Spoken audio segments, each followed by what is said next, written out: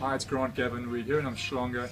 We're at a JT Fox event. There's about 300 people upstairs learning from the best in the world. But I've stolen 2 minutes of Bryan Wester's time. Bryan's a strategist for the JT Fox organization. He's a serial entrepreneur. He's got businesses in the property-related industries. And I wanted to just ask Bryan very, very quickly. Bryan, you travel the world with JT Fox. I mean, I've seen your schedule. You're all over the place. Yes. Yet, what attracts me and what I can't seem to grasp at the moment is you've got 4 businesses that are growing while you're traveling around the world.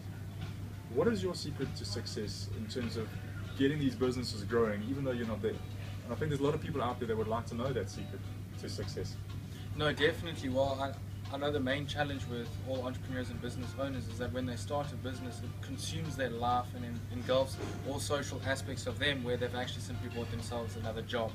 And they're working tirelessly in their business rather than on from an outsider's perspective to let it grow, and sometimes they're their own worst nightmare. So in terms of my personal experience operating the 4 real estate companies based in Mozambique, is that from day one I was trying to build a sellable asset, meaning that whenever the time came I was able to exclude myself completely and simply transfer ownership onto another entity. Now in doing that, you have to extract yourself from the business from day one and make sure you've got a really good team in place, number one. Secondly, rather than simply training your team, you need to educate your team. Now thirdly, I will micromanage the hell out of anyone until I can trust them in order to complete and execute that task moreover. So therefore the third aspect would be execution. When I found that you can combine all 3 of those aspects and instill that discipline into your employees, then you start having a well-oiled engine. Now, I believe that a business or a company is like an engine. There's a lot of moving parts, and if one part breaks, you spend your time constantly trying to fix all other parts or compensate for it. Meaning, we rather become problem solvers versus entrepreneurs focusing on growth. I believe if you focus on those aspects, then you can remove yourself. But in doing that, you need to first of all determine, are you a boss or are you a leader? Because when you're a boss, you'll have to be in the business. Because first of all, your employees or your staff will only be there until the end of the month to collect their personal compensation and move on, and you have to pick up the slack. However, if you instill that leadership quality and your employees see you as that, they want to work for you. They want to go the extra mile, meaning you can be away for so long. Now, with myself just being away, I mean, recently I was away for 6 weeks and only saw my office for the first time a week ago. I still keep in contact on a daily basis. There are operating procedures, there are task lists, as well as action lists that need to be completed. You always know what's going on in your office, even though you're not there. Yes, because I believe if you don't, then you might as well let someone else be the entrepreneur and run your own business. You have to keep a pulse on everything. You need to stay on top. You need to start actioning tasks to do and letting others have the responsibility to do it.